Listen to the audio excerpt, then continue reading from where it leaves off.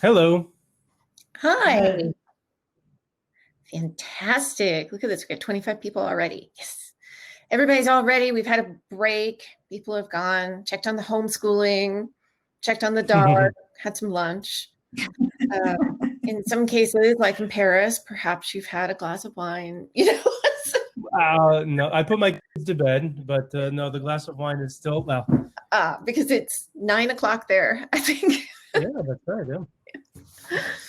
All right. Well, welcome everyone to track 4 about learning technology. You have here Caroline Brant and Jonah Goldstein, and we're going to, let me bring up the presentation here so I can tell you what we're going to talk about.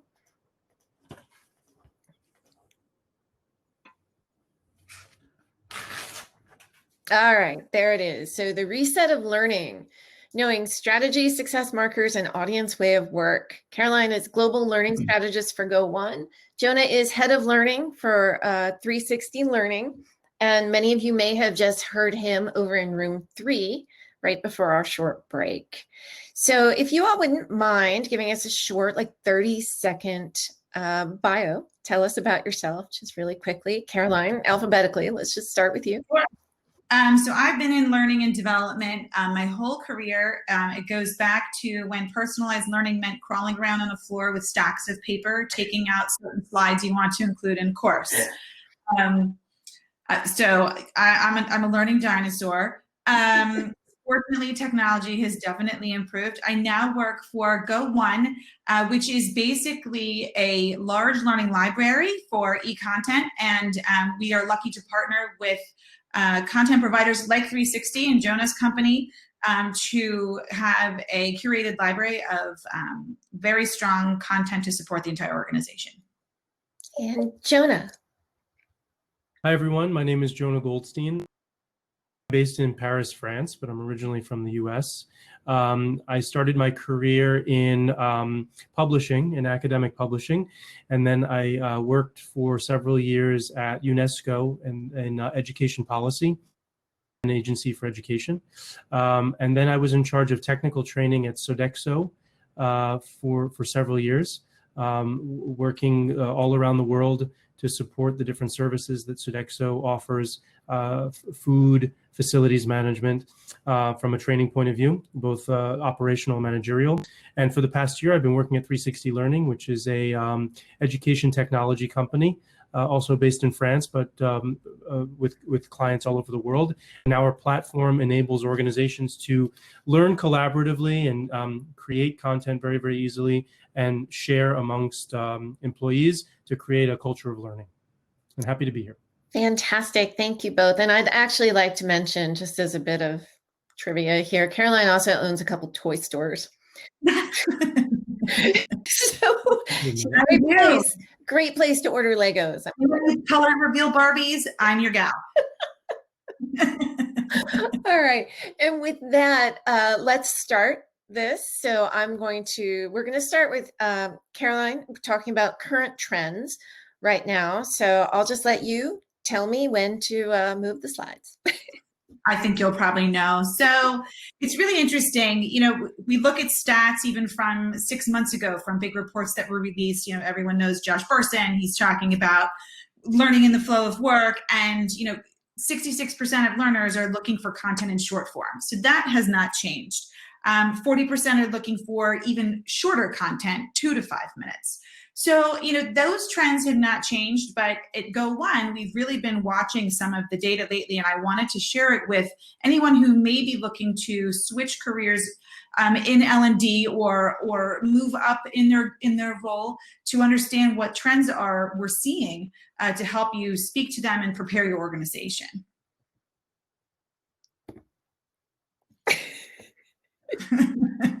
Bing! I can't actually see you. I can only see the slides. Okay, I'll make it like a bell. Okay. So non-personalized one-size-fits-all content is definitely a problem. I mean, it works for certain very basic topics, but it's really important that you are curating content to match the employees' needs at the right time, their skill levels, and how much time they have. This is a statistic from several months ago that learners only have 24 minutes per week for formal learning. And while that's probably true, now that people are seeing that there's a huge increase in how much consumption is taking place in the workplace with learners. So engagement is actually higher right now, and it's even more important to, we have less time to get all of this done. So we have to make sure that learning is really specific to what these learners need and what they need to do with it in their roles. Click.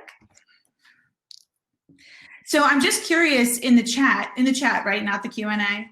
So I'd love to hear if your content, if you outsource it, if you build it in-house, if it's a combination of both. I'm always very interested in getting feedback on how you are currently finding content within your organization. So we see some people are building it, combination of both, which makes sense. We'll give it a couple more seconds for a few more answers. Separate content design team. So it's interesting, in organizations we find too, even the same course on the same exact topic can be created by 5 different divisions and be 5 completely different courses. And when you think about that, it's a waste of time for all 5 of those people who develop that content. So collaborative design is really important and utilizing each other to, so you're not stepping on each other and doing these exact same work. Building in-house or using corporate LMS content. So yeah, there's a lot of combination and a lot of in-house. And I wouldn't think that anyone would say we outsource all of it. That would make no sense to me. Actually, when I was at Oracle, when I left, they were, it's actually why I left, they were in HR, they were getting rid of all custom learning and just moving to LinkedIn Learning and anything Degreed offered. So there were no custom intros or tying it to the organization at all? They were moving out of that. That's why, of course, I was on the custom HR learning team. So that's why I got laid off. So they were moving towards an all, pulling content from places like LinkedIn. Right. All right, you can move forward. So, looking at the data from actual Go1 users, and I can't see it on the screen, so I have to look at it on my screen in a different way. So 48% of people using content are saying it's increased, and 28% say it's increased a little. So, we're looking at 66% of the population saying it's either increased a lot or a little. And I don't know, you have a full screen so you can see, but the top courses right now in 2020, and think about that. The pandemic started basically in March, so it's a pretty good snapshot of what's happened since then. IT software, health and safety, leadership, general personal development, and people and communication skills. None of those topics are very shocking. When we were prepping for this talk, I was mentioning that I think consumption has increased for things like basic Excel training or speaking skills or time management skills, because you're not able to reach across the desk and ask a friend like, hey, I'm working on a pivot table here. How do I do this? Those quick questions you ask friends in the workplace or colleagues, we can't do that anymore. And we have to be more self-sufficient, because the last thing we want is an additional Zoom call to learn something. So I think that's a reason we are seeing a lot of this basic training being more heavily consumed. And I'm curious if you guys are seeing that in your organizations as well. And then the other thing I wanted to mention here too was when this all started, we had clients who used to train in a warehouse in person, 100 people at a time for different things. And now those people are all home. So there was a very pivot to e-learning, and some people didn't even have technology skills to do. So there's also training on that as well. These are global trends. Someone just asked, so this is US. It's global data. All right, you can move forward, Michelle. So I think that's the same slide. It's basically just showing the increase in consumption and how much time is spent. It's gone way up in how many minutes people are spending learning. And that's very different. Usually we see a smaller number of learner minutes, and now it's up to 204 in May. So that progression is pretty clear that people are learning more at home. Okay, you can move forward.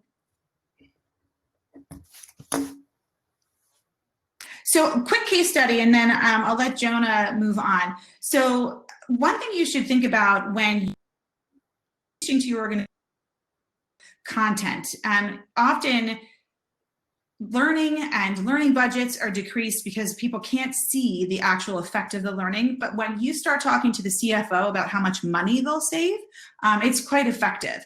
So we worked with a company, Stuart. They had 5 different vendor relationships all over the world, lots of different content topics, many languages, and it was very important that they had a tight integration with LMS. If you look at all the different places you are spending money for content, in-person training, could be a specific compliance thing, IT, Microsoft, you very quickly that it's going in many, many different directions. And if you can source it all in one location, you can have significant savings in cost. And that's what the CFO wants to see when you're looking at a budget. So instead of just talking about learning, start talking about money too. All right, and I think the next one's it.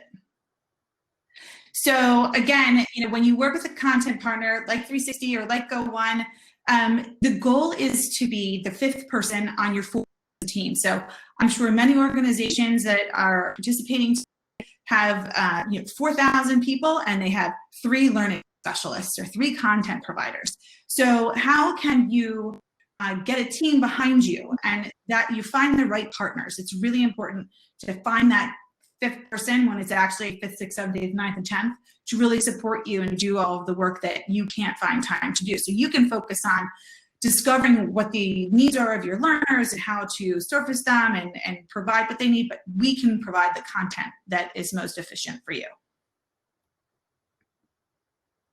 Next. Oh, now we're to Jonah.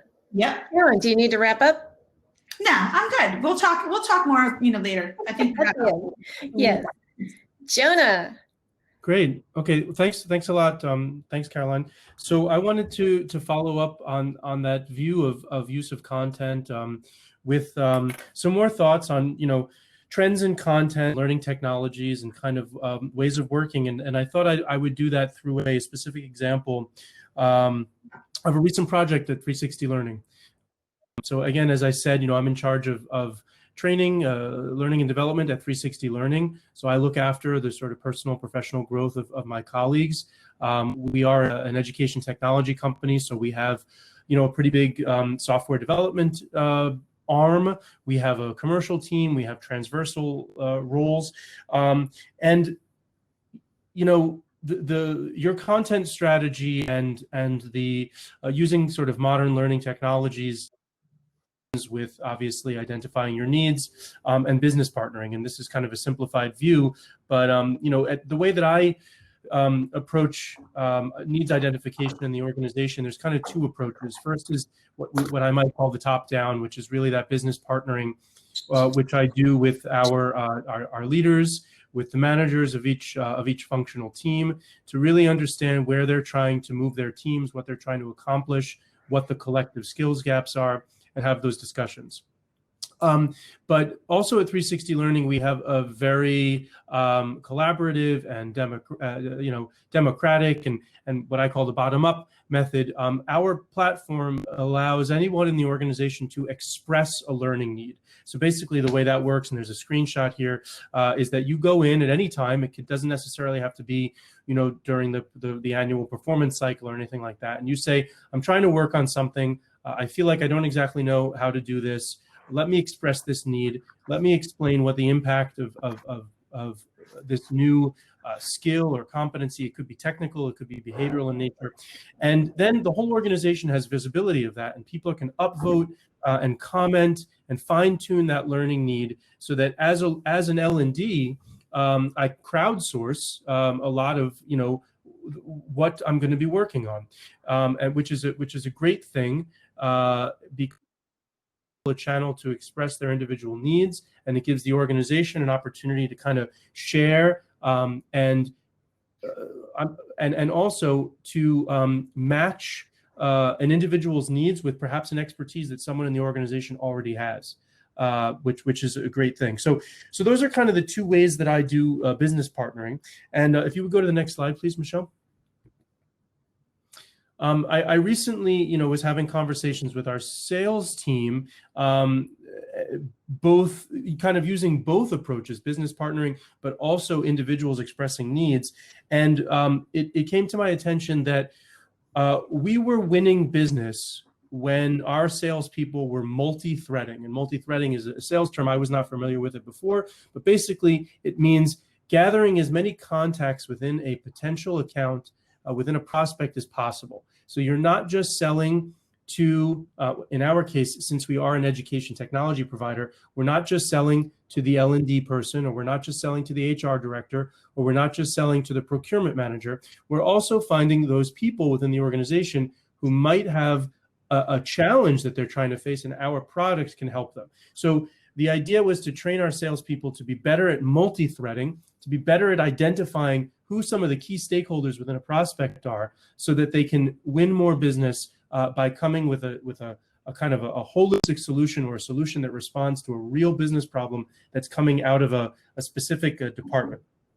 So that's multi-threading, and we use LinkedIn, particularly the Sales Navigator module. I'm not sure if everyone's familiar with the Sales Navigator part of LinkedIn, but basically it's sort of, what salespeople use in order to find prospects, communicate with them, do selling and stuff like that. So, partnering to come back to my original point, I was working with the sales team to identify this need and to figure out how would we measure the impact of this, obviously? How would we be able to say at the end that we've moved the needle?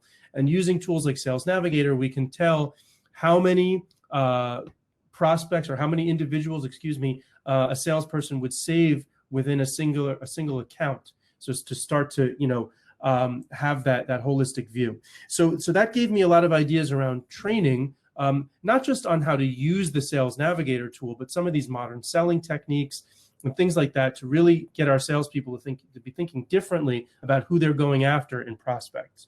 So if you go to the next slide, please. I added a slide to the presentation. I don't know if is it possible to? No, that's the last one I saw. Oh, okay, on the Google Doc. Well, that's okay. That's fine. Maybe if you could just back up for a second, I'll talk through it. It's not that critical. I was going to show you some screenshots, and excuse me, I put that slide in a little late, but I was going to show you some screenshots of the training itself, and to sort of explain a little bit more how this relays into a content strategy. But basically, the content strategy was this blended approach, this mix of curated content and bespoke content that we developed for the purpose of this program. And I would say about curated content, there is a lot of great stuff out there, but you can't be using it exclusively. I mean, it depends on the context, obviously. But in this case, there was great material from LinkedIn Learning on Sales Navigator, on modern selling, but I had to contextualize it. So I had to also create some simple modules and exercises and activities to make it more relevant to our people. And so on one end, there was the content curation. And on the other end, there was the work that I was doing to develop original content to really engage our salespeople. And at 360 Learning, and this is where I kind of want to talk about some of these modern content approaches. At 360 Learning, there is the curation part, because this content is integrated into our platform, but also the tool allows me to build online training collaboratively with the experts in my organization. So the program that I developed was really this sort of combination of all these different things, curated and built, but not just built by myself, but built really collaboratively with the experts in the organization. And as I said at the beginning, the first conversation I had was, what are we trying to accomplish and how do we measure it? So if you could go to the last slide, Michelle, just to show some of those impact and indicators. On the projects that I work on, we talk a lot about measuring impact in L&D. I know that. I wanted to show you a concrete example, which basically is, the Net Promoter Score of the people who took the learning, and the dashboard from LinkedIn Sales Navigator, which allows me to say, yes, in fact, we are gathering more contacts per prospect. But I'll be honest with you, the results are not terrific. I mean, the NPS score is pretty good, but over time, there was some peaks in the use of Sales Navigator, but it wasn't terrific. And that's kind of the moral of my story, is that you don't always hit the mark. In this case, I mean, it was fine, but it was not great. But I had, engaging business partnering discussions. We defined what indicators we're trying to hit. We curated and built collaboratively the content, and we measured the results. So in the end, we did all of this in a very, very quick cycle in an agile fashion, which allowed us to, not fail fast, but not succeed fast. So now I can go back and with my business partners with whom I've really established a strong relationship of confidence, not because I was able to deliver them a miracle training program, but because I was able to recognize their problems. I was able to be agile and come up with a solution, offer them an array of content, both curated and developed, and all of that with a certain humility to say, look, let's try this, let's get this out fast, let's see what people think, and let's iterate. So that's kind of what I wanted to share with you today. That's sort of my vision of the modern approach to business partnering and to content curation and development and to agile learning, so that you can develop these trusting relationships with your business partners, and continuously work with them to address ever-changing business needs. Well, fantastic. I think there's a lot to be said there from both of you with not having to rely on your own content and curation and collaboration, both across an organization and from external content providers. We have a lot of instructional designers here. So what do instructional designers need to know around business acumen and about organizational strategy? Jonah, you want to take that? So I can address that, and I see there's a question also in the chat that came up. But yeah, absolutely. As an instructional designer, I think that depending on how your organization is structured, but you should definitely have these relationships with your business partners, with your internal business partners, so that you're really able to ask critical questions and challenge them, identify their pain points, and be able to develop your solutions that are adapted to their specific needs. Use techniques like the 5 whys to really dig into specific pains. But in order to be able to do that, in order to have the legitimacy to do that, you certainly need to have a certain clear understanding of your organization's strategy, how you're positioned in the marketplace. So to know not only internally but externally. So yeah, having that business acumen on a lot of different areas, and certainly a curiosity, and then also those connections within your organization will only help you create better learning experiences. I think that dovetails nicely with Manette's question in the chat. So when you went back to your business partners, did you redesign or develop any portions of that content and approach? And Jonah, I think that's actually for you regarding your example. Well, so the example that I showed you is very much a live example. I mean, that sales training, I did that last quarter. We work on a calendar year. So in Q2, towards the end of Q2, so I was able to measure the impact earlier this quarter, and I only did it for a certain portion of the sales team. So I have another session scheduled at the end of October, and at that point, yes, we are going to redesign some of the content. I'm going to redesign our tool, the bespoke content that we created. Because of the sort of collaborative functionality of our platform, people can provide feedback at any time. So I can make adjustments to our courses on the fly. And I've been working with LinkedIn Sales Navigator, and I've gathered feedback from our salespeople about the training that they delivered as part of this overall program and the curated content. And so we'll be making adjustments to as when we train the rest of the sales team towards the end of October. And I just wanted to add to just Jonah what he was saying. It's really important to see what's being consumed, how engagement is. You need to be able to make changes throughout these programs. So the fact that Jonah, that case study you presented, it wasn't as successful as you hoped. Had you not had any of those insights, you would have had no idea.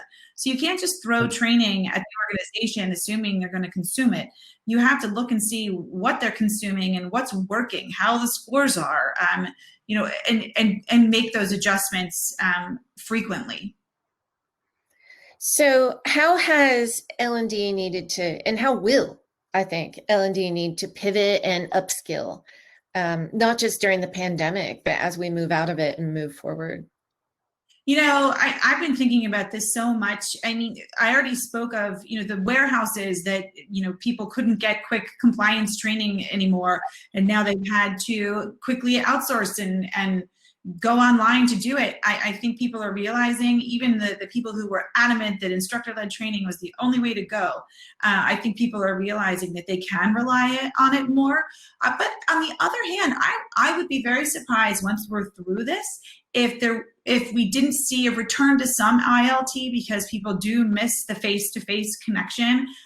Quite honestly, the technology for this conference, I haven't used it before this week. And even something like this is way better than just sitting and looking at a Zoom. Being able to tangibly see different tables that you can move to, the approach to training would be so great with this rather than just death by PowerPoint, which is what we used to talk about in the 90s.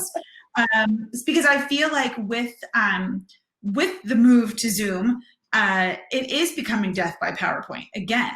So we have to get more creative in the content that we're putting out there, more bite-sized, more interesting, less slide-centric, and adjusting to people's needs. Like, I'm not in the car as much as I used to be. I used to get a lot of my learning in a podcast, and now I'm craving podcast time because I can't get it as much. So I've had to shift to listening on just different. We have to address where people are in the next 6 months and how to adjust the modality and the technology that we're using.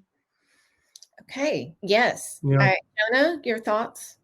Sure. I mean, look, we are just like any other function within an organization. We can continuously be learning. There are trends, things change.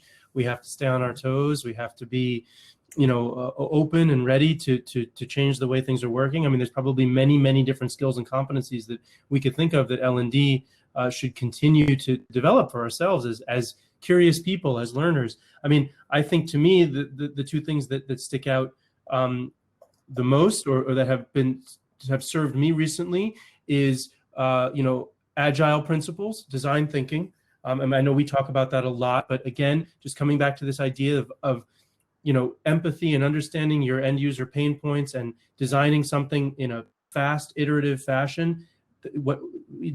Instructional design does not have to be perfect anymore. It has to be out there, and you have to be open to feedback. So that is a new set of skills and maybe behaviors that L&D needs to continue to develop. And the other thing is that I believe that learning a learning organization is one in which L&D is decentralized. I'm not saying we should get rid of all the L&D functions, but the role of L&D can change, and we can move away from being developing content. And I think that curation frees up some of that space for us, and we can really become coaches in our organization to help others be good trainers and learners. So and that helps with Bridget's. I mean, Bridget's comment is in the chat is she doesn't have much content development experience. So what advice do you have for them? And that speaks to what you were just mentioning, Jonah, is rely on the people who do content really well. I don't create content very well from scratch. I find it to be very challenging, and I'm amazed at people who can just whip together an amazing course. But I am really good at putting together programs. So I learned early in my career not to create a course, but to create a curriculum. So I rely on people who create really great courses and work on their the entire overall goal and the path and the learning path and things like that. So Bridget, I would say, don't worry about learning how to make a great course, because there are many great courses out there already. Learn how you can utilize them best for the people that you serve in your organization. Yeah, absolutely. And just to build on that, I mean, most of my job today is working with our functional teams or, subject matter experts. They have the expertise in the area that they're trying to train. And what I bring to the table is that structure, that, adult learning principles, things to help them, whatever it is that they're trying to train their teams around, or the learning they're trying to develop, to get it to stick and to make it impactful in the organization. So there's just so much more in the life cycle of a training than actual design. There's the business partnering, there's the coaching of the experts who could perhaps, be creating content themselves or helping you curate content. And then there's measurement. We shouldn't underestimate communication. I think that's a huge skill in L&D. In my organizations, L&D has never had the voice that perhaps it should have. We should be a little bit more forthcoming. We should be a little bit more confident and report on the great things that we're doing. So yeah, think about the whole life cycle of learning and where the real value add is for your internal stakeholders. Jonah, something you just said, and over at this conference, we've heard learning just needs to have a seat at the table. I've actually snapped at my boss recently with you have to get us a seat at the table. We can't keep doing this stuff last minute. So I think that's very true, but could both of you talk about what does it take to get us there? Money, save money. I know I sound like a broken record, Michelle, but it's very clear to me that you can bang your head against a wall and say, but we're going to make everyone better and the company will be better and our sales will go up. Nobody cares unless you can say, we will save you money or we will make you money. And it makes sense. So I think while it is wonderful that you're upskilling your staff, instead of saying, well, we can upskill everyone, you can say, well, if we retain them, we're going to save you money in hiring and training. If you can say, listen, we did a learning audit. So while you think we don't need a new vendor, we found these little pieces of vendors that we've been using for the last 10 years and we're not utilizing them well enough. And we could take that budget, put it in this project and save 400% over last year. And suddenly everyone's like, wait, what did you just say? So I think you need to prove the value, and it's not just your word that this training is going to be great. You have to be able to show how it's impacting. Yeah, I think this is why everybody is taking Excel courses. I know. It's true. It's true. Jonah. I mean, I agree with that. Absolutely, that the way that L&D is often set up is that it's a cost center within organizations, so we need to sort of justify our existence.